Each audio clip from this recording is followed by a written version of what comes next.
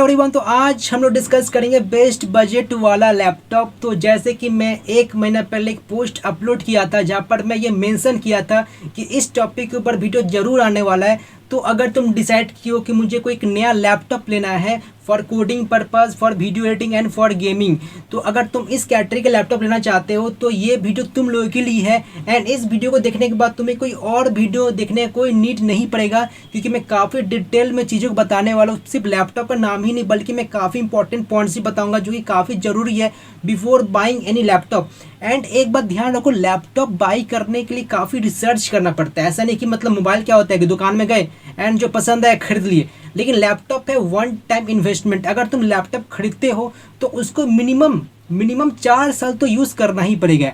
And specifically अगर तुम college के स्टूडेंट हो या फर्स्ट ईयर में तुम एंटर किए हो तो तुमको अपकमिंग 4 ईयर में ये काफ़ी इंपॉर्टेंट है। तो लैपटॉप एक बार खरीद लिए तो खरीद लिए, उसको तुम चेंज नहीं कर सकते हो और ना ही तुरंत खरीद सकते हो।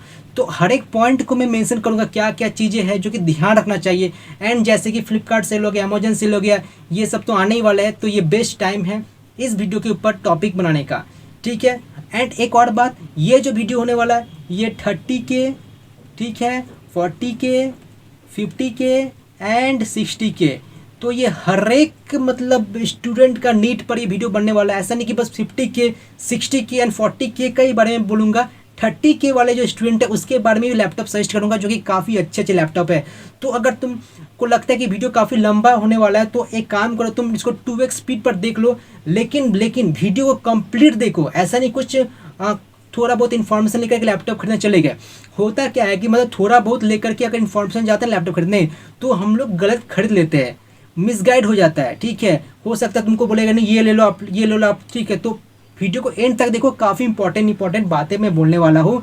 एंड जैसे कि मैंने कहा कि इस वीडियो में सारा कुछ हम लोग डिस्कस करेंगे, रैम, एसएसडी, ग्राफिक्स कार्ड, कौन सा लैपटॉप सही होगा लेने के लिए, नीड के ऊपर लेना चाहिए, तो ये सब कुछ बातें डिस्कशन होंगी, तो एंड तक देखिएगा, ओके। तो जैसे कि तुम देख सकते हो ये वीडियो का कंटेंट रहने वाला है RAM versus SSD, processor Intel versus AMD, graphics card, minimum requirement for coding, editing and gaming. अब कई सारे स्टूडेंट्स ये सोचते हैं कि मुझे ये काम करना है तो मैं क्या ये लूँगा, या गलती से मतलब 30,000 का सामान लेना था तो 50,000 सामान लेके बैठ गए, तो ऐसा गलती बिल्कुल मत करना। मैं हर एक चीज़ को डिस्कस करने वाला हूँ। माई लैपटॉप मतलब Lenovo IdeaPad Gaming 3, मतलब मैं ये लैपटॉप परचेस किया तो उसके मैं एक शॉर्ट रिव्यू दे दूंगा आपको, कैसा है कैसा नहीं है, ठीक है। How my budget increase from 20K to 55K। तो एक्चुअली मतलब मेरा बजट 20K था एंड मतलब 55K तक रेज हो गया, तो इसके बारे में डिस्कस करूँगा कि ये कैसे हुआ, ठीक है। एंड लॉन्ग टर्म इन्वेस्टमेंट, तो जैसे मैं पहले ही बता चुका हूँ कि लैपटॉप ऐसा चीज़ है जो आप लॉन्ग टर्म के लिए खरीद रहे हो। ऐसा नहीं कि आप 2 साल यूज़ किए एंड फिर दूसरा नया खरीद लिए।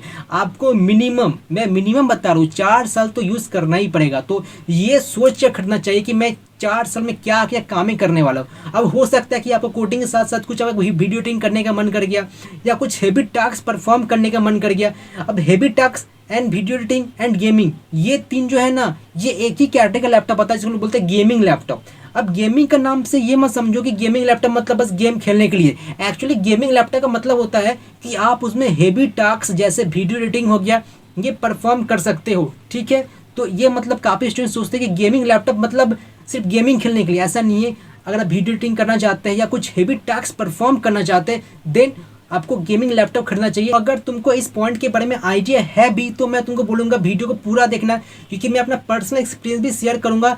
एंड अगर तुमको ये बातें पता रहा तो तुम गलती करने से बच जाओगे, ठीक है। एंड एक और छोटा सा पॉइंट बताना चाहता हूँ कि हम लोग 10K पर गिव अवे करने वाले हैं। तो अगर 10,000 सब्सक्राइबर कंप्लीट हो जाता है तो हम लोग गिव अवे करने वाले हैं। एंड ये गिव अवे रहने वाला ये college student and JEE 22 and WBG 22 students को ये दी जाएंगी, ठीक है। तो अगर तुम कॉलेज स्टूडेंट हो, फर्स्ट में जाने वाले हो, या सपोज तुम मतलब नेक्स्ट ईयर का प्रिपरेशन कर रहे हो तो गिव अवे तुम लोग के लिए रहने वाला है। तो 10,000 अगर रीच करते हैं तो ऑब्वियसली हम लोग गिव अवे अनाउंस करेंगे कि कौन कौन विनर है। उसके पहले हम लोग बताएंगे कैसे तुम गिव अवे को एक्सेस कर सकते हो, कैसे इसमें पार्टिसिपेट कर सकते हो, ठीक है। काफ़ी स्टूडेंट होते हैं जो कि मतलब पूरा वीडियो को देख लेते लेकिन सब्सक्राइब नहीं करते। मतलब यूट्यूब में ये पता चला है कि 95% व्यूअर्स है जो कि सब्सक्राइब नहीं करते हैं, 5% व्यूअर्स ही सब्सक्राइब करते हैं वीडियो को देखने के बाद। तो अगर आपको ये वीडियो अच्छा लगता है देन प्लीज सब्सक्राइब इट, ठीक है। तो समझते हैं रैम एंड एसएसडी में डिफरेंस क्या होता है, इनका एक्चुअल मीनिंग क्या होता है। काफी सारे स्टूडेंट्स ये सोचते हैं कि 8 GB का रैम रिक्वायरमेंट है,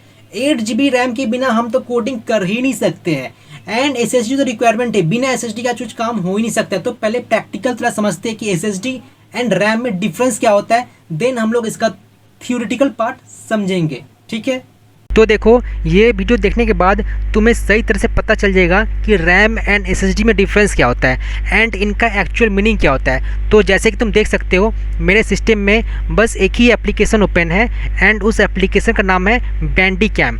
अब ये जो बैंडीकैम जो है ना, ये स्क्रीन रिकॉर्डिंग सॉफ्टवेयर है, स्क्रीन को रिकॉर्ड करता है। तो जैसे कि तुम देख सकते हो टास्क मैनेजर में क्या शो कर रहा है, मेमोरी की जगह 3.6/7.4 49%, ये हम लोग का रैम को बताया जा रहा है, ये मेमोरी मतलब रैम को बताया जा रहा है, ठीक है।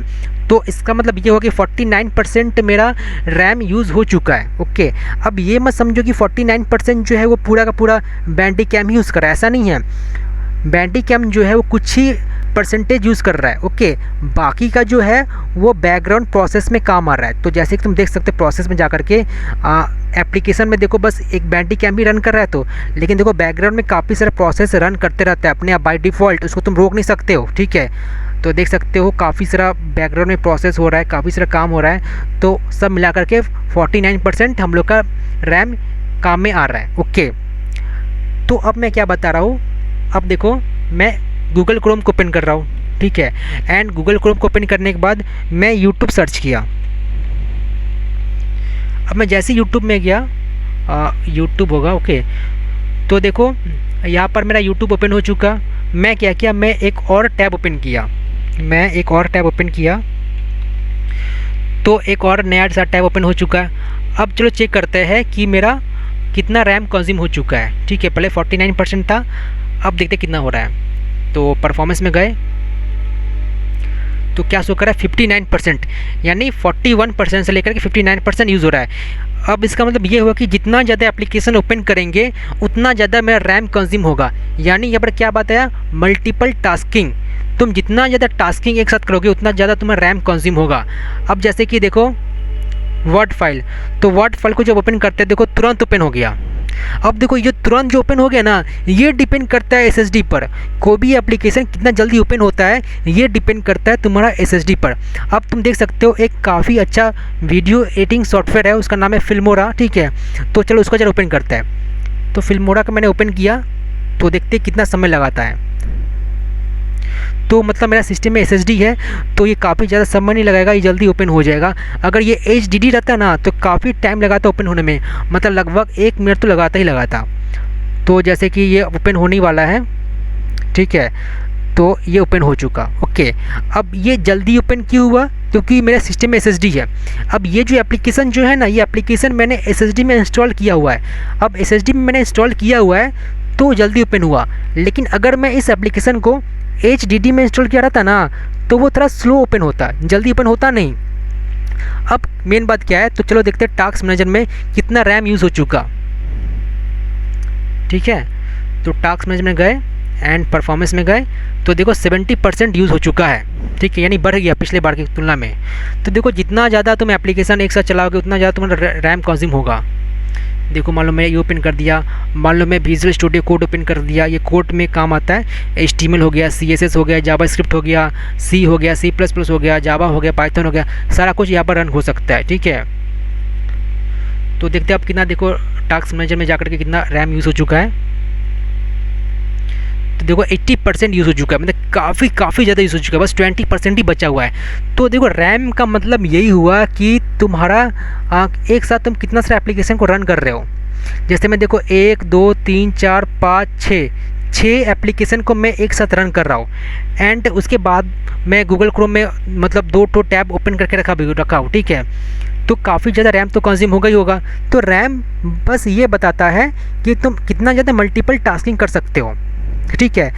SSD का मतलब क्या होता है, देखो SSD का मतलब ये होता है कि कोई भी एप्लीकेशन कितना जल्दी ओपन हो रहा है। जैसे मैंने फिल्मोरा को ओपन किया था जो कि अच्छा खासा वीडियो एडिटिंग सॉफ्टवेयर है। अगर मैं देखो प्रीमियम प्रो को ओपन करता हूँ ना, प्रीमियम प्रो मतलब एडोबी प्रीमियम प्रो नाम है, ये सबसे बेस्ट वीडियो एडिटिंग सॉफ्टवेयर है। तो अगर मैं इसको ओपन करता हूँ तो ये खुद 5 GB रैम लेगा। तो अगर मुझको इसको चलाना होगा ना तो मुझे एटलीस्ट रैम को बढ़ाना पड़ेगा, समझ में आ रहा है ना, या मुझे बस एक ही रन करना पड़ेगा। तो अगर मैं प्रीमियम प्रो यूज़ करता हूँ तो मैं बाकी सारे एप्लीकेशन यूज़ नहीं कर सकता, सिंपल सी बात है, क्योंकि प्रीमियम प्रो ही 6 GB रैम अकेला लेगा, 5 GB रैम लेता है, ठीक है। तो यही बात है। तो रैम सिंपली ये बताता है मल्टीपल टास्किंग। अब जैसे मेरे सिस्टम में टोटल 8 GB रैम है, जिसमें से मुझको सिर्फ 7.4 GB रैम मिला है, ठीक है। बाकी का जो 0.6 GB है वो मतलब सिस्टम कंज्यूम किया हुआ है, ओके। वो बाय डिफ़ॉल्ट तुमको 0.6 नहीं दिया जाता है, सिर्फ 7.4 ही दिया जाता है। 7.4 इज़ यूजेबल, ओके। तो आई होप आपको ये बातें समझ में आ रहा होगा कि मैं क्या एक्सप्लेन करना चाहता हूँ। एंड एक और पॉइंट कि SSD का मतलब और क्या होता है। अब देखो, सपोज़ मैं यूट्यूब में जा कर के मैं कुछ वीडियो को अपलोड करना चाहता हूँ, अपलोड वीडियो कर रहा हूँ। अब देखो वो जो वीडियो है ना, अगर मैं उस वीडियो को SSD में रखा हूँ तो वो जल्दी ट्रांसफ़र होगा, लेकिन अगर वही वीडियो में अगर HDD में रखा रहता तो वो जल्दी ट्रांसफ़र नहीं होता, बहुत स्लो ट्रांसफ़र होता, ठीक है। तो SSD भी यही मैटर करता है कि तुम्हारा ट्रांसफरिंग रेट कैसा है। जैसे हम लोग कॉपी पेस्ट है, जैसे मान लो मैं 100 GB का फाइल कॉपी किया हो, मैं कहीं पर और पेस्ट करना चाहता हूँ, तो ये भी डिपेंड करता है SSD पर। तो कॉपी पेस्ट का काम ही फास्ट होता है अगर तुम्हारा SSD है तो। अगर यही काम अगर HDD में करते हैं ना तो काफ़ी स्लो होता। तो बस सिंपल ये बात याद रखो कि SSD का मतलब होता है कि तुम्हारा सिस्टम जो एप्लीकेशन है वो कितना जल्दी ओपन हो रहा है, कितना जल्दी फाइल ट्रांसफ़र हो रहा है, ठीक है। एंड जो रैम है वो सिंपल यही बताता है मल्टीपल टास्किंग, तुम एक साथ कितना ज़्यादा मल्टीपल टास्किंग कर रहे हो, ठीक है। तो जैसे कि तुम वीडियो को देख लिए होगे, उसमें मैंने ये बताया है कि रैम जो होता है ना, रैम बेसिकली तुम्हारा मल्टीपल टास्किंग परफॉर्म करता है, मल्टीपल टास्किंग। इसका सिंपल मीनिंग यही है, समझ में आ रहा है? तो मल्टीपल टास्किंग। एंड SSD जो होता है, SSD आपका मतलब कुछ भी चीज़ ओपन करने में, कुछ भी चीज़ प्रोसेस करने में, प्रोसेस तो मैं नहीं बोलूँगा, मतलब उसको रन करवाने में जल्दी काम कर देता है। जैसे मान लो आप कोई फाइल को ओपन कर रहे हो, अब वो कितना जल्दी ओपन हो रहा है ये डिपेंड करता है आपका SSD पर। जैसे मान लो आप यूट्यूब में कुछ वीडियो अपलोड कर रहे हो, अब जो ट्रांसफर रेट है वो डिपेंड करता है आपका SSD पर। अब देखो SSD दो तरह का होता है, ठीक है। दो तरह का SSD होता है, एक होता है आपका NVMe SSD, ठीक है, एक होता है SATA SSD। तो दो तरह का SSD होता है, तो लेकिन बेस्ट जो होता है वो NVMe SSD होता है। तो ये बात को नोट कर दो, मतलब लैपटॉप लेने से पहले अगर आप SSD ले रहे हो तो पूछ लो कि मुझे NVMe मिल रहा है या SATA मिल रहा है, कौन सा मिल रहा है, आप NVMe को चूज़ करो।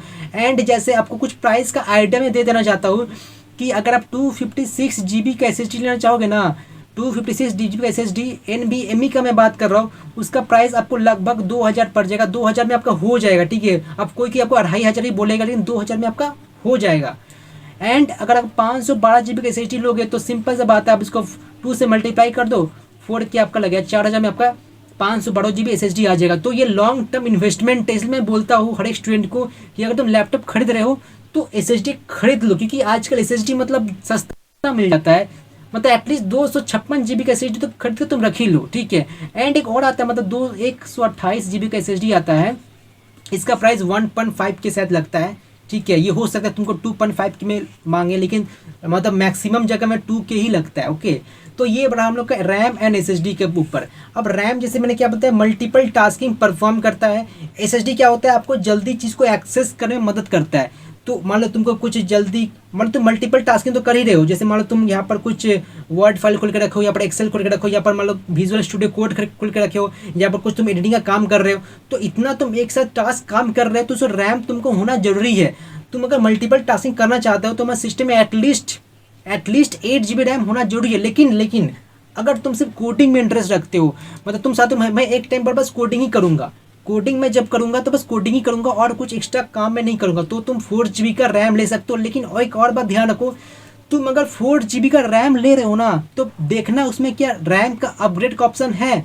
मतलब काफ़ी बार ऐसा क्या होता है कि तुम 4 GB का रैम ले लिए, ठीक है, लेकिन उससे उनसे पूछना, जहाँ से लैपटॉप ले रहे उससे पूछना कि इसमें क्या एक्स्ट्रा स्लॉट दिया गया है रैम को इंक्रीज करने का। मतलब 4 GB से तुम 8 GB को कर सकते हो एक्स्ट्रा स्लॉट लगा करके, ठीक है। मतलब 2 स्लॉट दिया रहता है, एक ये स्लॉट एक ये स्लॉट, तो मान लो इसमें 4 GB कैप्चर रखा है तो तुम क्या कि फ्यूचर में तो तुम्हारा काम तो पड़ ही सकता है। मैं बार बार बोल रहा हूँ कि लैपटॉप जब खरीदने जाना तो ये सोच के खरीदना कि मैं 4 समय में क्या क्या यूज़ करूँगा, मैं क्या क्या काम में आने वाला है, इस हिसाब से खरीदना, ठीक है। लॉन्ग टर्म इन्वेस्टमेंट इसलिए बुलाया जाता है इसको। तो 4 GB का एक्स्ट्रा स्लॉट हो सकता है या 8 GB का एक्स्ट्रा स्लॉट हो सकता है, पूछ लेना उनसे कि रैम क्या अपग्रेड हो सकता है, यानी 4 GB से 8 GB या 12 GB या 16 GB का अपग्रेड हो सकता है। तो ये बातें याद रखना। उसी तरह जैसे मान लो तुम 4 GB एंड 1 TB का हार्ड डिस्क ले रहे हो, 4 GB रैम एंड 1 TB का हार्ड डिस्क ले रहे हो, तो उनसे पूछ लेना कि ये जो हार्ड डिस्क जो ले रहे हैं इसमें क्या मैं SSD लगा सकता हूँ, यानी क्या स्लॉट है SSD लगाने का। अब तुमको देखो फ्यूचर में तो SSD तो का जरूरत पड़ेगा ही पड़ेगा। अभी तुमको SSD खरीदने का नीड नहीं हो रहा होगा, मतलब तुम काफ़ी उतना वर्क नहीं करते हो, बस कोडिंग का काम करते हो, तो SSD का कोई नीड नहीं है। लेकिन फिर भी फ्यूचर में तो तुमको SSD तो लेना ही पड़ेगा जब हेवी काम करोगे या जब मल्टीपल काम करोगे। तो ये सोच कर लेना कि जब तुम लैपटॉप ले रहे हो तो वहाँ पर क्या SSD का स्लॉट दिया गया है कि नहीं दिया गया है। ठीक है, ये बातें याद रखना। अब वेरिएंट का मतलब क्या होता है सुनो। अब जैसे कि मान लो कोई लैपटॉप है X, अब सपोज कोई लैपटॉप है उसका नाम है X नाम है, ठीक है। अब हो सकता है उस लैपटॉप के अंदर 1 TB HDD हो या 1 TB HDD प्लस 256 SSD हो या 512 GB SSD हो, तो ये तरह का कॉम्बिनेशन हो सकता है। मैक्सिमम जो स्टूडेंट होते हैं ना वो 1 TB HDD मतलब लेते हैं। अब प्रॉब्लम क्या है कि देखो मैंने क्या बताया कि तुमको 256 GB SSD तुमको ज़रूरत पड़ सकता है इन फ्यूचर, तो वो क्या करते हैं वो फिलहाल अभी के लिए ये ले लेते हैं, ठीक है, एंड बाद में मतलब 1 साल बाद 2 साल बाद इसमें 256 GB का SSD लगवा लेते हैं। तो मैंने वही बात बोला कि अगर पूछ लेना मतलब उनसे कि इसमें क्या स्लॉट दिया हुआ है या स्पेसिफिकेशन में तुम देख लेना कि इसका क्या स्लॉट दिया गया है SSD लगवाने का। अगर स्लॉट नहीं दिया गया तो मत लो, क्योंकि आजकल के टाइम में SSD का जरूरत पड़ ही सकता है। अभी नहीं पड़ेगा तुमको, लेकिन 1 साल बाद 2 साल बाद तो पड़ेगी पड़ेगा। तो लैपटॉप जब ले रहे हो तो ये बात ध्यान रखना कि उसमें क्या SSD स्लॉट है भी या नहीं है, ठीक है। एंड जहाँ तक बात है रैम का, तो रैम का भी सेम मतलब मैंने बताया कि 4 GB रैम तो तुम ले रहे हो, ठीक है, लेकिन पूछ लेना कि उसमें क्या रैम में क्या अपग्रेड कर सकता हूँ, 4 GB से मैं 8 GB या 12 GB या 16 GB कर सकता हूँ, ठीक है। तो ये आप बातें पूछ लेना, ठीक है। तो इतने तरह का वेरिएंट हो सकता है। ये तो सिंपल बात है कि 1 जो है ये थोड़ा सस्ता पड़ेगा, ठीक है, एंड इसका प्राइस मतलब इक्विवेलेंट होता है। इसका जो प्राइस होता है ये वेरिएंट का जो प्राइस होता है ना ये इक्विवेलेंट होता है, ठीक है। जैसे मान लो इसका प्राइस अगर 35K है तो इसका प्राइस आपका मतलब मान के चलो 31K होगा, ऐसा है, ठीक है, समझ गए। तो 4,000 का डिफरेंस तुमको देखने को मिलेगा। 1 और 2 3 एक ही मतलब प्राइस पड़ेगा आपको। 1 का प्राइस जो है वो 4,000 आपको कम पड़ेगा। स्टूडेंट्स क्या करते हैं कि 1 TB का HDD ले लेते हैं एंड बाद में 256 GB का SSD लगवा लेते हैं। लेकिन ये बात ध्यान रखना कि सपोज तो 1 TB का HDD ले रहे हो, ठीक है, सिर्फ उसमें 1 TB HDD ले रहे हो, उसके साथ 256 GB मतलब इनबिल्ट में तुमको नहीं लगाएगा। ये जो है ना ये जो 2 है ना ये इनबिल्ट में तुमको SSD लगवा करके दे दिया गया है। अब प्रॉब्लम क्या जानते हो, प्रॉब्लम ये है कि विंडोज 10 जो ऑपरेटिंग सिस्टम है वो तुम्हारा HDD में इंस्टॉल रहता है। विंडोज 10 जो ऑपरेटिंग सिस्टम है ना वो तुम्हारा HDD में इंस्टॉल रहता है। तो अगर तुम 256 GB का SSD लगवा भी लेते हो ना तो तुमको फिर विंडोज 10 को तुमको इसमें इंस्टॉल करना पड़ेगा। अब कई सारे बोलते ये है मतलब कि अगर तुम विंडोज 10 को अगर तुम चेंज करते हो यानी कि HDD से इरेज करके तुम SSD में लगवाते हो तो तुम्हारा वारंटी है वो ख़त्म हो जाएगा। ये बात पूछ लेना कि विंडोज 10 जो है इसको क्या मैं SSD में ट्रांसफ़र कर सकता हूँ। तो वो लोग बोलेंगे ट्रांसफ़र नहीं कर सकते हो, क्योंकि अगर ट्रांसफ़र करते हो तो आपका जो वारंटी पीरियड है वो ख़त्म हो जाएगा, मतलब वारंटी आपका नहीं रहेगा फिर, ठीक है, अगर तुम ट्रांसफ़र करते हो तो। लेकिन तुम ये काम कर सकते हो, तो अभी तुम ले लो, ठीक है, 2 साल बाद तुम SSD लगवा लेना अगर तुम्हारा उतना मतलब रिक्वायरमेंट नहीं है, ठीक है। तो ये हम लोग का रैम एंड SSD का डिफरेंस। ओके, अब नेक्स्ट में मूव करते हैं। अब बात आया प्रोसेसर के बारे में। तो देखो प्रोसेसर मेनली 2 तरह के होते हैं, 2 कंपनी का प्रोसेसर होता है, एक होता है इंटेल होता है, एक होता है AMD होता है। तो आज का मतलब मैक्सिमम स्टूडेंट AMD प्रेफर कर रहे हैं क्योंकि उतना सस्ता आता है। देखो परफॉर्मेंस इक्विवेलेंट है लगभग, मतलब 19-20 का डिफरेंस ये बोला है, तो 19-20 का डिफरेंस है परफॉर्मेंस के मामले में, बस 19-20 का डिफरेंस है। लेकिन AMD का जो प्रोसेसर होता है ना वो तो सस्ता पड़ता है। जैसे मान के चलो कि अगर इसका प्राइस 13K है ना तो इसका प्राइस 27K लगेगा। ओके, मतलब 3,000 कम लगेगा, ये डिफरेंस है। जैसे कि मैं अब ये बता रहा था कि इंटेल भी अब कई तरह के होते हैं एंड AMD का ये प्रोसेसर कई तरह का होता है। तो इंटेल का जो प्रोसेसर जो होता है ना वो कुछ नेमिंग जो होता है, नेमिंग कुछ इस तरह से होता है कि जैसे i3 हो गया, i5 हो गया, i7 हो गया। ओके, एंड जो AMD का जो प्रोसेसर होता है उसका नेमिंग कुछ इस तरह से होता है, Ryzen 3 हो गया, ठीक है, Ryzen 5 हो गया एंड Ryzen 7 हो गया। तो ऐसा ऐसा नेमिंग होता है। अब इसमें जनरेशन भी होता है कि जैसे मान लो i3 है तो i3 का कौन सा generation, first, second, third, fourth, fifth, six, seventh, eighth, ninth, 11th, कौन सा जनरेशन, तो ये हुआ जनरेशन हुआ। i5 है, i5 का कौन सा जनरेशन ले रहे हो, i7 है, i7 का कौन सा जनरेशन ले रहे हो? तो वैसे अभी अभी जो है अभी वो 11th जनरेशन चल रहा है, 11th जनरेशन चल रहा है इंटेल का। ओके, तो जितना ज़्यादा बेटर जनरेशन होगा उतना अच्छा परफॉर्मेंस होता है। अब एक बात तो ध्यान दो कि जैसे मान के चलो कि i3 का 10th जनरेशन है, ठीक है, एंड मान लो i5 का 4th जनरेशन है, तो कौन सा बेटर है बताओ? तो यहाँ पर लेकिन i3 का 10th जनरेशन वो बेटर है एज कम्पेयर टू i5 का 4th जनरेशन। तो बस i5 एंड i3 देख कर मत लेना, जनरेशन भी इंपॉर्टेंट है कि कौन सा जनरेशन ले रहे हो। तो कभी भी मतलब लो, अब मतलब 9th से स्टार्ट करो, या 9th लो या 10th लो, 11th लो, 9th 10th 11th जनरेशन लो, उसके जो लोअर के जो जनरेशन है ना वो मत लो। एंड देखो इंटेल में अगर तुम प्रोसेसर ले रहे हो तो या i3 लो, i5 लो, i7 लो, और कुछ लेने का जरूरत नहीं है। अगर AMD ले रहे हो तो या Ryzen 3 लो, Ryzen 5 लो, Ryzen 7 लो। तो ये हुआ हम लोग का प्रोसेसर का नेमिंग हुआ। अब देखो Ryzen में भी मतलब जनरेशन होते हैं, जैसे मतलब Ryzen का ये सेकंड जनरेशन होता है, थर्ड जनरेशन होता है। अब जैसे इंटेल में 11th जनरेशन तक चला गया है, लेकिन Ryzen में वैसा कुछ नेमिंग नहीं कि मतलब 11th जनरेशन 10th जनरेशन। यहाँ पर मतलब mainly second, third, fourth, fifth इतना जनरेशन है अभी तक, ठीक है। मतलब 5th जनरेशन तक अभी आया, लेटेस्ट में बताओ, लेटेस्ट 5th जनरेशन चल रहा है Ryzen का। तो अब ऐसा मत कंफ्यूज हो जाओ कि Ryzen का 5th जनरेशन है एंड इंटेल का 11th जनरेशन है तो चलो इंटेल बेटर, ऐसा नहीं है, वो बस नेमी का डिफरेंस है।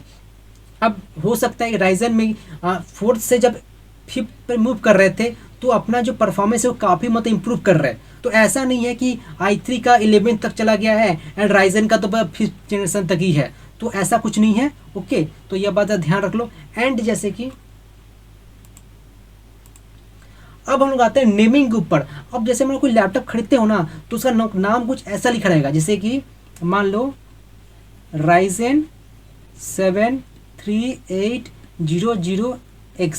ओके, अब ये Ryzen क्या, Ryzen मतलब AMD का प्रोसेसर है। ओके, 7 क्या है, 7 जो है उसको सेगमेंट बोलते हैं, ठीक है, 7 जो है उसको सेगमेंट बोलते हैं। तो जैसे i3 हो गया, i5 हो गया, i7 हो गया, तो 3, 5, 7 ये सेगमेंट है।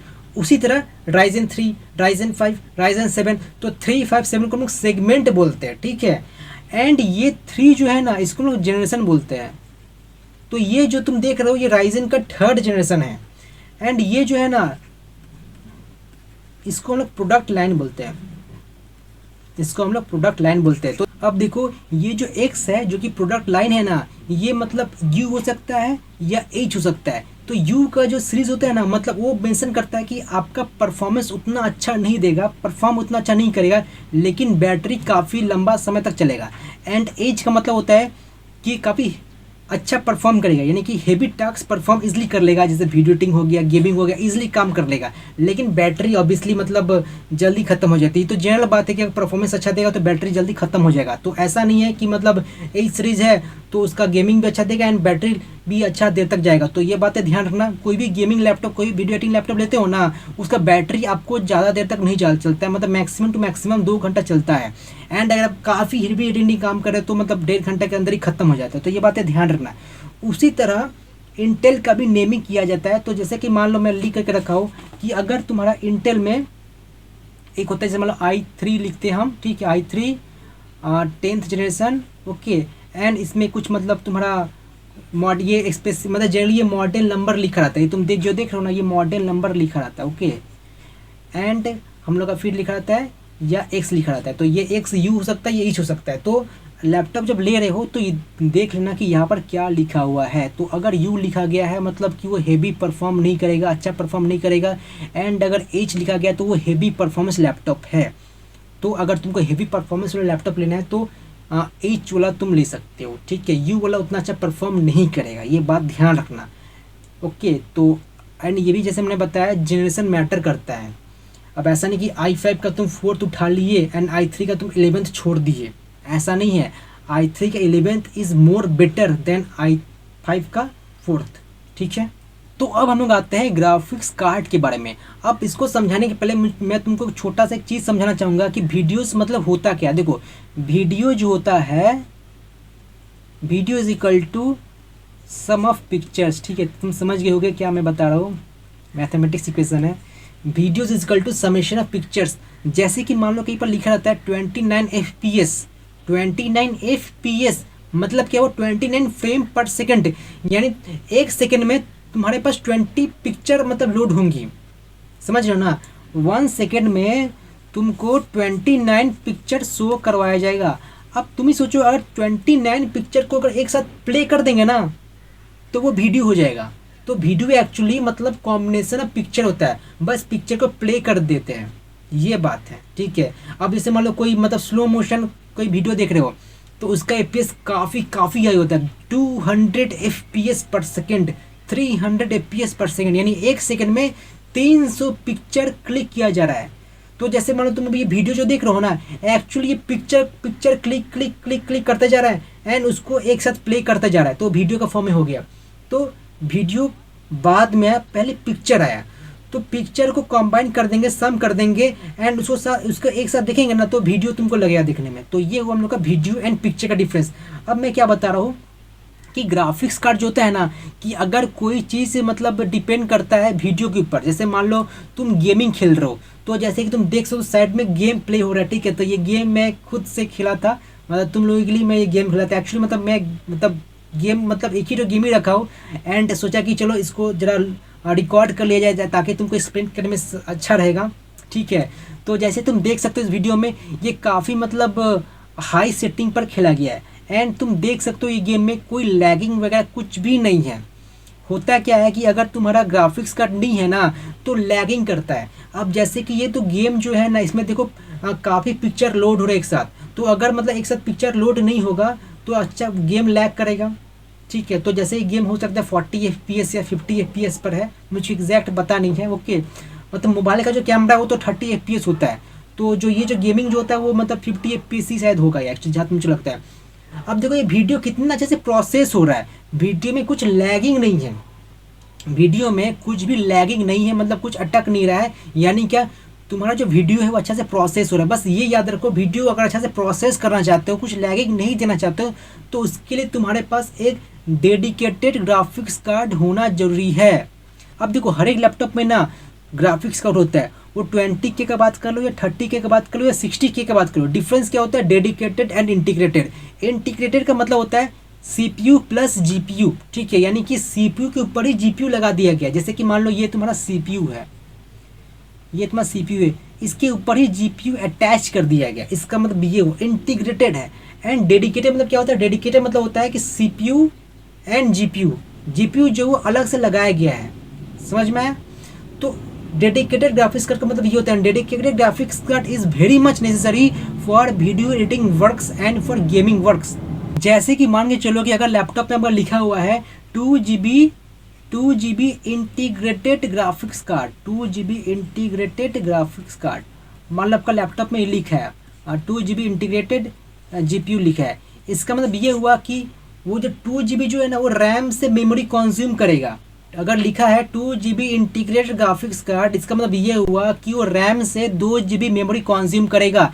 एंड CPU जो है, CPU रैम को एक तरह से GPU की तरह ट्रीट करेगा, समझ में आया। मैं फिर से रिपीट कर रहा हूँ कि मान लो अगर लिखा हुआ है 2GB इंटीग्रेटेड ग्राफिक्स कार्ड, इसका मतलब ये हुआ CPU जो है ना, CPU रैम को एक तरह से GPU कंसिडर करेगा, 2GB GPU कंसिडर करेगा। जैसे मान लो तुम्हारा 8GB रैम है, ओके, 8GB रैम में 2GB रैम जो है वो as a graphics card treat होगा। एंड जो ट्रीट है CPU करता है। अब देखो CPU को प्रोसेसिंग भी काम करना पड़ता है एंड मतलब ये वीडियो प्रोसेसिंग का भी काम करना पड़ता है, ठीक है। तो काफ़ी इसके ऊपर हेवी लोड पड़ जाता है। तो इसलिए कई बार क्या होता है कि अगर तुम्हारे लैपटॉप में कोई ग्राफिक्स कार्ड नहीं है ना तो हो सकता है कि लैगिंग देखने को मिलेगा एंड तुम्हारा परफॉर्मेंस भी स्लो हो जाएगा, ठीक है। अब जैसे मान लो तुम्हारे लैपटॉप में लिखा हुआ है 2GB dedicated graphics card, 2GB dedicated graphics card, इसका मतलब ये हुआ कि वो रैम से कुछ भी मेमोरी कंज्यूम नहीं करेगा, जो भी का वीडियो प्रोसेसिंग काम होगा वो मतलब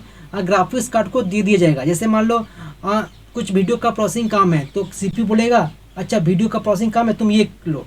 जैसे मतलब हम जैसे मान लो हम लोग वीडियो एडिटिंग करते हैं, ठीक है, तो वीडियो एडिटिंग जो करते हैं ना वो पूरा वीडियोस का मतलब वर्क होता है, मतलब वीडियो का काम पूरा होता है। तो वीडियो का काम होता है तो उसका जो वर्किंग होता है वो GPU मैक्सिमम संभालता है, CPU भी संभालता है, GPU भी संभालता है, लेकिन मैक्सिमम GPU संभालता है, ठीक है। और एक और बात कि अगर तुम अगर तुम सिर्फ वीडियो एडिटिंग के लिए लैपटॉप लेना चाहते हो तो ये बात ध्यान रखना कि तुम्हारा CPU जो है वो अच्छा होना चाहिए एज़ कम्पेयर टू GPU। अगर GPU थोड़ा लो भी ले लेते हो ना तो काम चल जाएगा, लेकिन अगर तुम गेमिंग करना चाहते हो तो तुम्हारा GPU बहुत अच्छा होना चाहिए एज़ कम्पेयर टू CPU। मतलब CPU GPU दोनों ही अच्छा होना चाहिए वीडियो एडिटिंग एंड गेमिंग में, लेकिन सिर्फ वीडियो एडिटिंग के लिए ले रहे हो तो CPU ज़्यादा मैटर करता है। GPU भी मैटर करता है लेकिन CPU ज़्यादा मैटर करता है एज़ कम्पेयर टू GPU। जैसे मान लो GPU दो तरह का होता है जनरली, एक होता है RTX होता है, ठीक है, और एक होता है NVIDIA GeForce GTX होता है, ठीक है, NVIDIA GeForce GTX होता है। एंड GPU का भी बहुत सारे मतलब कैटेगरी होता है। 2 GB का तुम GPU ले रहे हो या 4 GB का GPU ले रहे हो, तो अगर तुम 2 GB का GPU ले रहे हो तो काम चल जाएगा, ठीक है, अच्छा खासा चल जाएगा। लेकिन अगर तुम चाहते हो कि नहीं मुझे और अच्छा लेना तो 4 GB का GPU ले सकते हो। तो मैं ये बोल रहा हूँ कि CPU अच्छा लेना पड़ेगा एंड GPU थोड़ा लो भी लेने से काम चल जाएगा वीडियो एडिटिंग में, लेकिन डेडिकेटेड लेना जरूरी है दोनों का केस में, वीडियो एडिटिंग एंड गेमिंग का दोनों का केस में, ठीक है। अब हम लोग आते हैं मिनिमम रिक्वायरमेंट फॉर कोडिंग। अब देखो कोडिंग की अगर बात किया जाए, सिर्फ और सिर्फ कोडिंग तो 30,000 और लैपटॉप से भी तुम गूगल को क्रैक कर सकते हो। गूगल को तुम 30,000 लैपटॉप वाले से भी क्रैक कर सकते हो। तो कोडिंग का रिक्वायरमेंट नहीं है, कोडिंग का फील्ड में उतना डिमांड नहीं रहता है लैपटॉप का, ये बात याद रखो। तो ऐसा नहीं कि मुझे कोडिंग करना है तो मुझे 40,000 वाला 45,000 वाला लैपटॉप लेना पड़ेगा। अब जैसे कि मैंने तुम्हें बताया कि लॉन्ग टर्म इन्वेस्टमेंट होता है। अब देखो 30,000 वाला जो लैपटॉप लोगे ना तो उसमें तुमको हो सकता है 4 GB RAM and 1 TB HDD मिलेगा, ओके। एंड अगर तुम 45,000 वाला लैपटॉप लेते हो उसमें तुमको 8 GB RAM and plus SSD मिल जाएगा। तो ये डिफरेंस होता है, तो ये तुम पर है, मतलब तुम कौन सा चूज़ करना चाहते हो। अगर तुम्हारा सिर्फ और सिर्फ कोडिंग का टारगेट है देन 30,000 में आराम से हो जाएगा। लेकिन अगर तुम सोचो मुझे लॉन्ग टर्म इन्वेस्टमेंट के लिए ना, जैसे मान लो तुम आगे जाकर के मशीन लर्निंग करना चाहते हो, और मशीन लर्निंग जैसा चीज़ को लिए तुम थोड़ा लैपटॉप थोड़ा अच्छा होना चाहिए, ठीक है। देखो सब कुछ काम चल जाए 30,000 वाले में भी, ठीक है, लेकिन बस लैगिंग करेगा, तो स्लो काम करेगा। 30,000 वाला 45,000 वाला भी मतलब लगभग काम 45,000 वाला जो काम करेगा वो 30,000 वाला भी काम कर देगा, लेकिन थोड़ा स्लो काम करेगा, ये डिफरेंस है, ठीक है। तो अगर तुम चाहते हो कि नहीं मुझे थोड़ा वर्किंग फास्ट चाहिए, मुझे मल्टीपल टास्किंग करना है, तो तुम 45 के वाला प्रेफर कर सकते हो। लेकिन तुम चाहते हो कि नहीं मेरा उतना बजट नहीं है तो 30 के लिए खरीद लो, काफ़ी अच्छा रहेगा। मैं लैपटॉप का नाम बताऊँगा आगे वाले पोर्सन में, ठीक है, तो उसको भी देखना। अब हम लोग आते हैं minimum requirement for video editing and gaming. तो जैसे मैंने बताया था powerful CPU and powerful GPU ये दोनों होना जरूरी है for video editing and gaming. And dedicated graphics card होना जरूरी है, एटलीस्ट 4 GB का डेडिकेटेड खरीदो तो सही रहेगा। एंड SSD वो 256 GB का SSD सही रहेगा एंड रैम 8 GB सही रहेगा, ठीक है। तो मिनिमम रिक्वायरमेंट है, अगर तुम ये दो चीज़ करना चाहते हो तो ये मिनिमम रिक्वायरमेंट है, ओके। एंड हम लोग जैसे बोले थे कि वीडियो एडिटिंग के लिए CPU अच्छा होना चाहिए GPU से, एंड गेमिंग के लिए GPU अच्छा होना चाहिए CPU से, ठीक है। वैसे गेमिंग मतलब मैं बोलूँगा कि ये वीडियो एडिटिंग के लिए खरीद लो, ठीक है। अब तुम अगर गेमिंग करना चाहते हो तो गेमिंग के लिए तो तुमको 70,000 लैपटॉप भी इनफ नहीं रहेगा। अगर तुम हेवी गेमर हो तो 70,000 लैपटॉप वाला इज़ नॉट इनफ, तुमको मतलब 90K वाला लैपटॉप खरीदना पड़ेगा अगर तुम मतलब हेवी गेमिंग लैपटॉप करना चाहते हो। सो वो फाइनली टाइम आ चुका है जहाँ पर मैं लिस्ट बताने वाला हूँ कि कौन कौन सा लैपटॉप तुम्हारे लिए सही रहेगा। एंड ये जो लिस्ट है ये 30K 40K 50K 60K तक है। अब देखो 60K से आगे जाने का जरूरत नहीं है इफ़ यू आर स्टूडेंट। अगर तुम स्टूडेंट हो तो मैं नहीं बोलूँगा तुम 60K के आगे जाओ, 60K सफिशियंट मतलब बहुत बहुत ज़्यादा हो जाता है, ठीक है। तो जैसे कि पहला लिस्ट में हम लोग का है Lenovo V15 29.5K इसका प्राइस है। अब एक मज़े की बात मैं बताऊँ क्या, अब जैसे कि मैं इसका प्राइस ऑनलाइन चेक कर रहा हूँ, ठीक है। इसका जैसे मैं लिंक सेव करके रखा हूँ, उसका लिंक मैं अटैच कर दूँगा डिस्क्रिप्शन में, ठीक है। उसका घबरा मत, सबका लिंक मैं डिस्क्रिप्शन में अटैच कर दूँगा। तो जैसे कि मैं इसका विजिट करता हूँ अमेजन साइट पर, तो देखो इसका प्राइस कितना शो कर रहा है। तो प्राइस शो कर रहा है 34,990 एंड यही सेल में जाकर के इसका प्राइस हो जाएगा 30,000। तो ये मतलब बेवकूफ़ बनाते हैं एक्चुअली, जानते हो क्या मतलब। देखो अगर डिसाइड कर लिए हो कि मुझे लैपटॉप लेना है तो सोच समझ के लो, एक बार लेने के बाद उसको तुम चेंज नहीं कर सकते हो। तो ये जो मैंने से प्राइस बताया, ये जो मैं प्राइस तुमको बताया हूँ 29.5K, ये मतलब मैं तुमको ऑफलाइन प्राइस बताया हूँ। अब देखो कई बार होता है ऑफलाइन का प्राइस सस्ता होता है as compare to online, and कई बार होता है ऑनलाइन का प्राइस सस्ता होता है एज कम्पेयर टू ऑफलाइन। तो अगर लैपटॉप तुम खरीद रहे हो तो दोनों जगह का प्राइस पता होना चाहिए। तो ये जो प्राइस है मैं एक्चुअली मैं खुद विजिट कर चुका हूँ, तो एक मैं बात बता देना चाहता हूँ कि अगर ये वीडियो वो स्टूडेंट देख रहे हैं जो कि वेस्ट बंगाल से बिलोंग कर रहे हैं, तो उनके लिए बेस्ट जगह है ई मॉल। तो ई मॉल से अलावा और कोई अच्छा जगह है नहीं लैपटॉप के लिए। तो ये जो मैं प्राइस जो लिखा हूँ 29.5 के, ये ई मॉल से है। अमेजोन में क्या दिखा है, अमेजोन में दिखा रहा है कितना दिखा रहा है 34,990। तो ये एक्चुअल में इसका प्राइस कम है। तो लैपटॉप खरीदने से पहले आपको दोनों जगह प्राइस पता होना चाहिए, गलती मत कर बैठना। तो अगर लैपटॉप लेना है तो ई मॉल जाओ। ऑफलाइन का बात कर रहा हूँ, ऑनलाइन में यहाँ पर ज़्यादा दिखा रहा है, ठीक है। अब हो सकता है कोई लैपटॉप ऑनलाइन में सस्ता दिखा रहा होगा, ऑफलाइन में प्राइस ज़्यादा है, लेकिन मैक्सिमम यही दिखा गया है कि ऑफलाइन में प्राइस सस्ता होता है। एंड अगर लैपटॉप लेना चाहते हो, मैं रिकमेंड यही करूँगा तुम ऑफलाइन लो ना। एंड ऑफलाइन जब जा भी रहे हो, सपोज तुम ई मॉल में गए, तो तुम डिफरेंट दुकान से पता कर लो कि हाँ मतलब क्या क्या उनका मतलब प्राइस है। ऐसा नहीं कि बस एक जगह यानी पता करके निकल गया। ऐसा नहीं कि ई मॉल में जब जा रहे हो तो हर एक दुकान में विजिट करो कि ये कितना बता रहा है, ये कितना बता रहा है। हो सकता है ये 32 बता रहा है, हो सकता है ये 31 बता रहा है, हो सकता है ये 35 बता रहा है।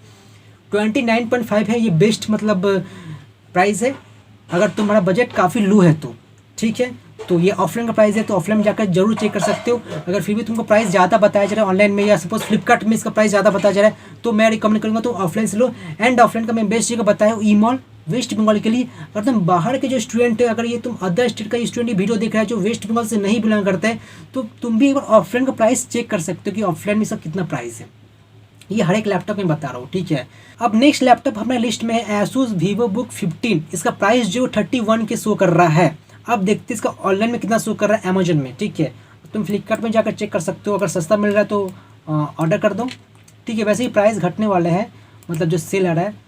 तो अगर सपोज फिर भी प्राइस नहीं घट रहा है तो तुम ऑफलाइन परचेज कर लो, अगर ऑफलाइन सस्ता मिल रहा है तो। प्राइस दोनों जगह का तुम मतलब नोट करके रखना कि यहाँ पर कितना मिल रहा है, यहाँ पर कितना मिल रहा है। तो 32,399 दिखा रहा है। तो ऑब्वियसली अमेजन में इसका मतलब अमेजन जब सेल आएगा तो प्राइस घटेगा, थोड़ा बहुत भी घटेगा, नहीं घटता है या तो एकदम कम घटता है। तो जैसे मैंने बताया ऑफलाइन प्राइस जो इसका वो कितना है 31 के है, ओके। तो ये सब कुछ ऑफलाइन प्राइस है। देखो मैं हर एक लैपटॉप का मैं लिंक लिखा हुआ, देखो ये हर एक लैपटॉप का लिंक है, लिंक में डिस्क्रिप्शन में अटैच कर दूंगा, तो तुम जाकर के देख सकते हो। तो चलो कुछ कुछ इंपॉर्टेंट बातें समझते हैं अब। तो जैसे तुम देख सकते हो, मैं जो लैपटॉप का जो लिस्ट लिखा हो ना, उसमें SSD मेंशन में नहीं किया हो। देख सकते हो ये भी 1 TB है, ये भी 1 TB है, ये भी 1 TB। क्यों SSD का मैं क्यों नहीं लिखा हूँ, ध्यान दो कि जैसे मान लो ये लैपटॉप है। अब ये लैपटॉप में 3 वेरिएंट हो सकते हैं। पहला वेरिएंट ये हो सकता है 1 TB HDD, जो कि मैं ऑलरेडी लिखा हूँ। सेकेंड वेरिएंट क्या हो सकता है 1 TB HDD plus 256 GB SSD। And third variant क्या हो सकता है 512 GB SSD। तो इतना तरह वेरिएंट हो सकता है। जो सबसे सस्ता जो वेरिएंट होता है ना, वो 1 TB HDD वाला होता है। एंड इसका जो प्राइस है इन दोनों वेरिएंट का ये लगभग सेम होता है, ठीक है। तो अब मान लो ये Lenovo V15 का जो प्राइस है वो तुमको कहीं पर 33 के दिखाएगा। ऑफलाइन में बोलेंगे तो ऑफलाइन से पूछ लेना कि आप जो प्राइस बता रहे हो वो कौन सा वेरिएंट का प्राइस बता रहे हैं। हो सकता है ऑफलाइन में इसका प्राइस 33 के बता रहा होगा, इसका 1 TB प्लस 256 SSD का। तो ऐसा नहीं कि मतलब पूछना कि इसमें क्या SSD है। अगर SSD बोले नहीं इसमें 1 TB HDD है तो सिंपल सी बात है, वो प्राइस ज़्यादा बोल रहे हैं आपसे, ठीक है। तो ये बात पूछना कि इसमें SSD लेकर कितना पड़ेगा आपका। अब ये मतलब सीट बड़ा ना हो जाए, इसलिए मैं बस 1 TB HDD का मेंशन किया हूँ, ठीक है। बाकी आप 2 वेरिएंट और होते हैं 1 TB HDD plus 256 GB SSD, एक और होता है 512 GB SSD। तो इसका भी प्राइस पता कर सकते हो। ऑब्वियसली इसका प्राइस ज़्यादा होगा, मतलब 3,000 या 4,000 ज़्यादा लगेगा आपको, ठीक है। अगर ये लेते हो ना, अगर तुम ये लेते हो तो इसका प्राइस तुमको मतलब कितना पड़ेगा, मतलब 256 GB SSD का प्राइस 2,000 आता है, तो इसका प्राइस 2,000 ज़्यादा पड़ेगा। एंड इसका जो प्राइस है आपको 4,000 ज़्यादा पड़ेगा, ठीक है। तो ये बात ध्यान रखना आप कि प्राइस जब पूछ रहे हो तो ये भी पूछ लेना कि इसका कौन सा वेरिएंट आप दे रहे हो। सेकेंड लिस्ट में आता है हम लोग का Asus VivoBook 15। तो इसका मैं लिंक जब मैं पेस्ट करूँगा अमेजन पर, तो इसका प्राइस 32,000 शायद दिखा रहा था, 32,300 दिखा रहा था। तो ऑब्वियसली मतलब ऑनलाइन प्राइस का ज़्यादा दिखा रहा है, तो ऑफलाइन का जो प्राइस है एक्चुअल प्राइस वो 31,000 है। Ryzen 3 है, Ryzen 3 है, सब में Ryzen 3 है। ये इंटेल i3, आप काफ़ी इंटेल फैन बॉय होंगे जो वीडियो को देख रहे होंगे, तो देखो इंटेल वालों आपके लिए ये लैपटॉप बेस्ट है, ये लैपटॉप बेस्ट है, ठीक है। इसमें आपको प्लस i3 10th मिलेंगे एंड आपको फुल HD मिलेगा। इसमें आपको HD मिल रहा है, इसका में HD मिल रहा है, इसमें आपको फुल HD स्क्रीन मिलेगा। अब हम लोग नेक्स्ट में मूव करते हैं नेक्स्ट स्लाइड में। ये भी कोडिंग के लिए है, मैं वीडियो एडिटिंग एंड गेमिंग के लिए इसके नेक्स्ट स्लाइड में लिखा हूँ। तो और जैसे अगर तुम लैपटॉप, अगर तुम बजट बढ़ा सकते हो 30 के बजट से, अगर तुम बजट बढ़ा सकते हो तो ये 3 लिस्ट है। जैसे पिछला जो लिस्ट था वो 30 के से लेकर के 35 के तक है, देख सकते हो तुम 35 के तक है। अब जो लिस्ट है वो 40 के तक चला जा रहा है, ठीक है, 41 के, 44 के एंड 43 के। मैं फिर से बता दे रहा हूँ, मैं SSD को मेंशन नहीं किया हूँ। 3 वेरिएंट आते हैं, तुम 3 वेरिएंट का प्राइस पूछ सकते हो, लेकिन नाम वही रहेगा, नाम वही रहेगा। लेनोवो आइडियापैड, ये सब देखो सब कुछ सेम रहेगा, ये सब कुछ सेम रहने वाला है। ये सब कुछ सेम रहेगा, बस डिफरेंस तुम्हारा ये वेरिएंट में आ जाएगा। अगर ये डिफरेंस आएगा तो प्राइस ऑब्वियसली चेंज होगा। मतलब यहाँ पर 1 TB के साथ 256 GB SSD दे रहा है, तो हो सकता है प्राइस 43 के दिखाएगा। मान लो यहाँ पर 512 GB SSD दिखा है, तो हो सकता है प्राइस 45 के दिखाएगा। तो ये सब वेरिएंट होते हैं। तो जब लैपटॉप हम पूछ रहे तो पूछना कि इसमें SSD है, कितना SSD है, ठीक है। वैसे में जो हर एक जो प्राइस लिखा हो 1 TB HD का प्राइस लिखा हो, लेकिन मैंने बोला था कि SSD लेना कितना इंपॉर्टेंस होता है, तो मैं काफ़ी मेंशन कर चुका हूँ, तो तुम लोग जाकर के देख सकते हो इसी वीडियो का पीछे वाला में, ठीक है। एंड सेकंड में लोग आता है लेनोवो आइडियापैड S145, इसका प्राइस 44 के है। इसमें आपको i5 का 10th जनरेशन मिलेगा। U सीरीज़ है, U सीरीज़ ए सीरीज़ क्या होता है मैं बता चुका ऑलरेडी, अगर तुम नहीं देखो तो जाकर के देख लो। एंड इसमें 8 GB RAM and 1 TB AGT मिलेगा, ओके। एंड ऊपर जो था वो Ryzen 5 3200 मिलेगा। अब मज़ेदार बात देखो क्या है, इन दोनों में सेम चीज़ प्रोवाइड किया जा रहा है। इसका प्राइस है 41 के, इसका प्राइस है 44 के। सिंपल सा बात है, आप इंटेल आपसे ज़्यादा पैसा लेगा। अगर आप इंटेल लेना चाहते हो तो आपको इंटेल ज़्यादा रुपया देना पड़ेगा आपको। लेकिन देखो 19-20 का फ़र्क है, मतलब मैं इंटेल को ख़राब नहीं बोल रहा, मतलब आप मतलब मान लो ये 20 है तो ये 19 है, ऐसा कुछ है। लेकिन परफॉर्मेंस में आपको अंतर देखने को नहीं मिलेगा। अगर आप 2 लैपटॉप रख दे, एक ये लैपटॉप रख दे, एक ये लैपटॉप रख दे, तो आप जब काम करोगे ना तो आपको डिफरेंस आप समझ ही नहीं पाओगे किसमें डिफरेंस है आपका। तो बस ब्रांडिंग का फ़र्क पड़ रहा है, कंपनी का फ़र्क पड़ रहा है। ये इंटेल का है, ये राइजन का है, राइजन से सस्ता पड़ता है। इंटेल काफ़ी नाम हो गया तो वो थोड़ा महंगा बेच रहा है, लेकिन परफॉर्मेंस के हिसाब से दोनों प्रोसेसर सही है, लेकिन राइजन जो है आपको सस्ता पड़ेगा, ठीक है। अब बात हम लोग का Asus VivoBook 14। अब 14 देखो, 14 मतलब 14 इंच, 15 मतलब 15 इंच। तो देखो 15 इंच वाले 1000 ज़्यादा पे करना पड़ेगा 14 इंच वाले से। तो 14 इंच का जैसे प्राइस 43 के है, तो अगर तुम 15 इंच लेना चाहते हो तो प्राइस 44 के हो जाएगा। तो ये भी तुम वेरिएंट बोल सकते हो। तो अगर तुमको सपोज कोडिंग का काम करना है, कोडिंग के अलावा कुछ नहीं कर रहा है, तो 14 इंच इज़ इनफ। अगर तुमको कोडिंग के अलावा कुछ वीडियो एडिटिंग करना है, गेमिंग खेलना है, तो सिंपल सा बात है आपको 15 इंच वाला लेना पड़ेगा। वो थोड़ा ज़्यादा अच्छा मतलब लगता है परफॉर्म करने में, मतलब तुमको थोड़ा सब कुछ बड़ा बड़ा दिखता है, ठीक है। तो ये हम लोग को i5 10th U 15.6 inch FHD 8 GB RAM and 1 TB AGT। पिछले स्लाइड में इस स्लाइड में क्या डिफरेंस है, आपका रैम आपको ज़्यादा मिल रहा है, ठीक है, एंड अगर प्रोसेसर अच्छा मिल रहा है, ये डिफरेंस है। तो अगर तुम्हारा देखो काम इसे भी चल जाएगा, लेकिन अगर तुम्हारा बजट बढ़ा सकते हो तो बढ़ा लो। लॉन्ग टर्म इन्वेस्टमेंट में इसलिए बोलता हूँ क्योंकि ये जो तुम लैपटॉप खरीदोगे इसको 4 साल तुम यूज़ करने वाले हो, so it is called long term investment. लेकिन तुम्हारा बजट उतना नहीं है, देन तुम ये तीनों लैपटॉप में से कोई एक लैपटॉप ले लो।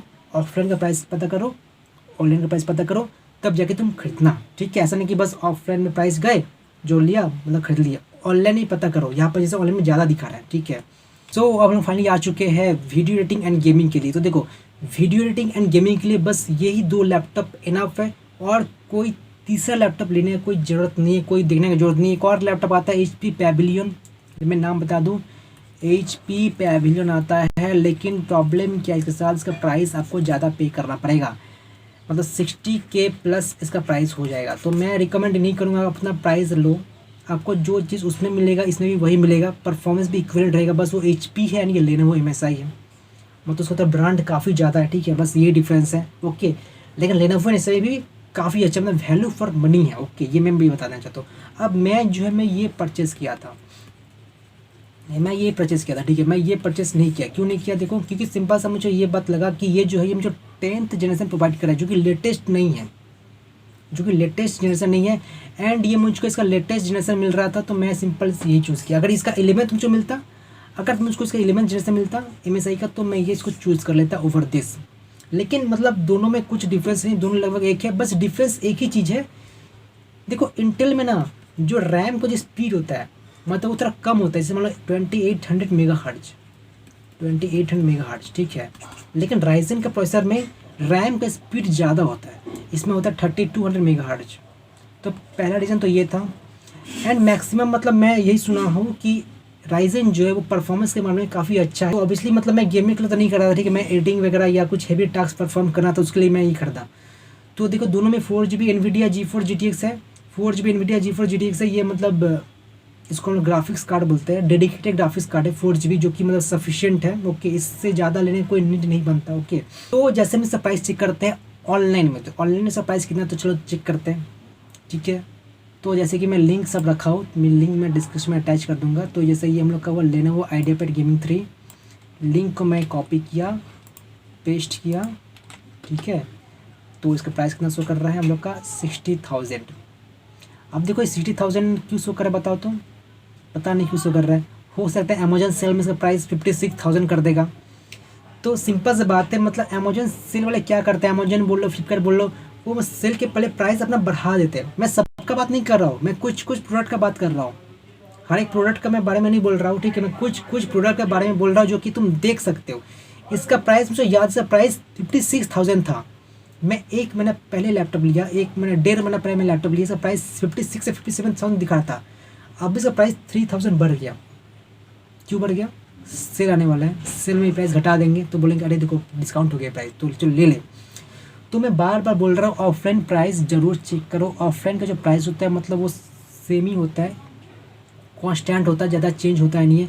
तो ऑफलाइन प्राइस वो तुम पता कर लो, ठीक है। जो कि इसका कितना प्राइस ऑफलाइन का 55,000 है। अब देखो इसका भी 3 वेरिएंट हो सकता है, जैसे लेनोवो आइडियापैड गेमिंग 3, इसका 3 वेरिएंट हो सकता है। पहला वेरिएंट 1TB HDD, दूसरा variant 1TB HDD plus 256GB SSD and तीसरा वेरिएंट 512GB SSD।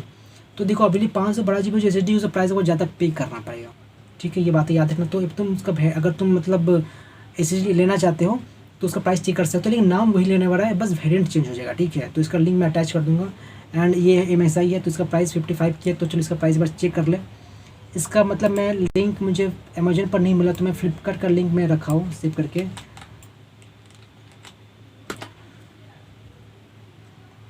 तो देखो ये फ्लिपकार्ट का मतलब दिखा रहा है प्राइस i5 10th जेन। ओके, बस मैं ये बोलूँगा मतलब राइजन 5 का 4600H वो बेटर है i5 10th जेन से। प्रोसेसर का डिफरेंस बस है, बाकी सब सेम है, बस प्रोसेसर जो है वो राइजन 5 4600H का मतलब प्रोसेसर काफ़ी अच्छा है। एंड इसमें आपको मतलब रैम की जो स्पीड है वो 3200 मेगाहर्ट्ज़ नहीं मिलेगा, लेकिन अगर फिर भी आपको इंटेल फेवरेट है आपका तो इसको प्रेफर कर सकते हो। बाकी और कोई तीसरा लैपटॉप देखने की कोई ज़रूरत नहीं है। ओके, तो ये रहा हम लोग का लिस्ट। ओके, तो जैसे मैंने वीडियो स्टार्टिंग में बताया था कि मेरा जो बजट है वो 20,000 से 55,000 तक चला गया था। अब इतना डिफरेंस क्यों हुआ, तो इसके पीछे एक हिस्ट्री है, उसको जरा सुनो। कि मतलब मैं जो लैपटॉप यूज़ करता था पहले वो क्या था, Lenovo Intel Pentium 4GB RAM. Okay, ये मेरा मतलब स्पेसिफिकेशन था, सिर्फ HDD था, कोई SSD नहीं था। अब मेरा कुछ रिक्वायरमेंट हुआ हेवी टास्क परफॉर्म करना, तो मैं सोचा कि मैं एक सेकेंड हैंड लैपटॉप ले लेता हूँ 20,000 का। तो मुझे 20,000 में एक इंटेल i5 का 6th जेन मिल रहा था, 8GB रैम था, नो SSD। अब मैं सोचा कि इंटेल का i5 है, 6th जेन है, 8GB रैम है, तो मतलब मेरा काम हो जाएगा। लेकिन मतलब जैसे तुमने बताया था कि i3 का 11th जेन जो है वो बेटर है। i5 का 6th जेन हो गया है, 4th जेन हो गया, तो जेनरेशन मैटर करता है। तो यो मैं गलती करने वाला था, जो कि मतलब मैं नहीं किया। कि मैं सोचा था कि i5 है तो बेटर होगा i3 से, लेकिन एक्चुअली i3 का 11th जेन वो बेटर है i5 का ओल्ड जनरेशन से। तो हमेशा जनरेशन देखना। एंड एक और बात था कि सेकेंड हैंड लैपटॉप का कोई मतलब गारंटी नहीं होता कि आप उसको कब तक यूज़ करोगे। आप तो ले तो लिए, लेकिन लॉन्ग टर्म तक वो वैलिड नहीं रहेगा। हो सकता है 6 महीना बाद या 1 साल बाद प्रॉब्लम आपको दिखेगा ही दिखेगा। ये प्रॉब्लम होता है सेकेंड हैंड लैपटॉप के साथ। तो अगर आपको लैपटॉप खरीदना ही है तो मैं आपको यही सजेस्ट करूँगा कि अगर तुम्हारा बजट कम है या सपोज बजट जो भी है, तो मैं आपको सजेस्ट करूँगा आप EMI पर ले लो। आपका बजट 40,000 है तो सिंपल सी बात है, आप 10,000 या 15,000 डाउन पेमेंट करो एंड EMI बनवा लो 10 महीना 1 साल का, तो बेटर ऑप्शन है। काफ़ी स्टूडेंट्स ये मतलब नहीं करते, गलती कर बैठते हैं। वो सोचते हैं कि मेरा बजट ज़्यादा नहीं है, मेरा बजट 40,000 तक नहीं है, तो मैं चलो सेकेंड हैंड ले लेता हूँ। तो मैं कभी नहीं बोलूँगा सेकेंड हैंड लैपटॉप लो। अगर फिर भी अगर सेकेंड हैंड लैपटॉप लेना चाहोगे 10,000 का 15,000 का, तो हमेशा मतलब एक वैलिड फ्रेंड से ही लेना, ठीक है। मतलब जो तुम विश्वास करते हो उन पर, मतलब जिन पर तुम विश्वास करते हो बस उनसे ही लेना, मतलब किसी से भी मत लेना, ठीक है। तो ये हुआ रहा स्टोरी जो कि 20,000 वाला बजट क्यों फेल हो गया। सिंपल सा रीज़न है, मुझे अब मतलब सेकेंड हैंड लैपटॉप नहीं लेना था, मैं रीज़न बता दिया आपको। अब बात है 30,000, अब नया लेना है तो कम से कम 30,000 तो बजट लगे ही लगे आपको, ठीक है। तो 30,000 में मुझे 4 GB रैम एंड मुझे Ryzen 3 का 3250U प्रोसेसर मिल रहा था, जो कि मैं आपको बता दिया था वीडियो के स्टार्टिंग में ही क्या क्या मतलब लैपटॉप लिस्ट है। तो अब उसमें दिक्कत क्या था कि मैं सोचा कि जब चलो लैपटॉप जब खरीद रहे, नया जब लैपटॉप खरीद रहे, तो जैसे लॉन्ग टर्म के लिए मैं खरीद रहा था, ऐसा नहीं कि मतलब मैं 1-2 साल काम किया उसके बाद से मेरा काम नहीं ले गया। मैं जब लैपटॉप खरीद रहा था तो मेरा माइंड में ये था कि लैपटॉप जब मैं खरीद रहा हूँ तो अपकमिंग में मैं क्या क्या यूज़ करने वाला था। लैपटॉप तो मतलब चल जाता लेकिन टास्क परफॉर्म नहीं कर पाता, हेवी जो टास्क थे वो परफॉर्म नहीं कर पाते, तो लैपटॉप खरीदा। मैं बीच में सोचा भी था कि मैं लैपटॉप ले रहा हूँ, बाद में मतलब मैं 2 साल के बाद कोई अच्छा लैपटॉप ले लूँगा हेवी टास्क परफॉर्म करने के लिए। लेकिन मैं सोचा कि फिर मतलब दोबारा से क्यों परचेज़ करूँ, चलो एक ही बार मैं परचेज़ कर लेता हूँ। तो बजट जो है वो 30,000 से होकर के 45,000 तक चला गया। 45,000 में मुझको 8 GB रैम मिल रहा था, Ryzen 5 मिल रहा था, तो ये मिल रहा था मुझे। एंड एस तो चलो वो तो अलग से लग भी जाता है, या तुम इनबिल्ट एस भी ले सकते हो 1 TB HD and plus 256 GB SSD, जो कि मैं ऑलरेडी बता चुका हूँ वेरिएंट इतना सारे होते हैं, सारा कुछ बता देकर वीडियो के पहले ही। ओके, तो 45,000 चला गया। अब प्रॉब्लम ये हुआ कि मतलब 45,000 में तो सब कुछ मिल रहा था, 45,000 इज़ इनफ। अब जैसे मुझे मतलब वीडियो एडिटिंग में इंटरेस्ट था, हेवी टास्क करना था, तो माइंड में मतलब ये है जब video editing and heavy task सबको करना है ना, हेवी एप्लीकेशन रन करवाने हैं, तो उसके लिए आपको डेडिकेटेड ग्राफिक्स कार्ड होना ज़रूरी है। बिना डेडिकेटेड ग्राफिक्स कार्ड आप वो काम नहीं कर सकते हैं। एंड डेडिकेटेड ग्राफिक्स कार्ड जो था वो 45,000 में नहीं था, उसमें इंटीग्रेटेड ग्राफिक्स कार्ड था। अब इंटीग्रेटेड क्या होता है, डेडिकेटेड क्या होता है, मैं ऑलरेडी बता चुका हूँ डिटेल में वीडियो में, ठीक है। तो बात है डेडिकेटेड का। अब डेडिकेटेड लेने के लिए मतलब बजट इंक्रीज हो गया 10,000। अब ऐसा नहीं कि एक महीने में सब कुछ हो गया, मतलब सेकेंड हैंड लैपटॉप लेना मतलब मैं 3 महीना पहले सोचा था, फिर करते करते करते करते फाइनली एट द एंड मतलब 55,000 का बजट डिसाइड हुआ कि चलो मतलब लेने हो आइडिया पैड गेमिंग जो है उसमें सब कुछ मिल रहा है। Ryzen 5 है, 8 GB रैम है, प्लस उसमें मतलब 1 TB HD है और SSD भी है, 256 GB SSD है। तो ये मतलब कंप्लीट स्टोरी रहा कि मतलब लैपटॉप का बजट जो 20,000 से लेकर के 55,000 कैसे इंक्रीज़ किया। ओके, तो मैं तुमको इस स्टोरी से यही सजेस्ट करना चाहूँगा कि अगर तुम देखो फ्यूचर में क्या क्या रिक्वायरमेंट है, अभी का प्रेजेंट सिचुएशन को देख करके लैपटॉप मत खरीदो।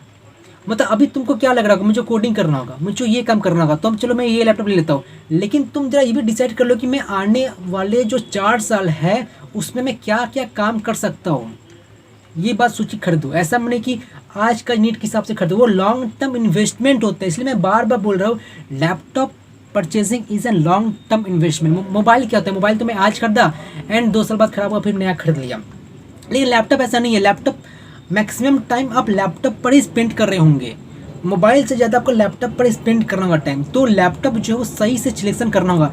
लेकिन फिर भी आपका बजट उतना नहीं है तो मतलब मैं एक सजेस्ट करूँगा कि आप EMI पर ले लो। EMI अच्छा ऑप्शन है, आप EMI पे ले लो। लेकिन फिर भी आपका वैसा कुछ इशू है तो मतलब जैसे मैंने बताया कोडिंग के लिए 30,000 इनफ है।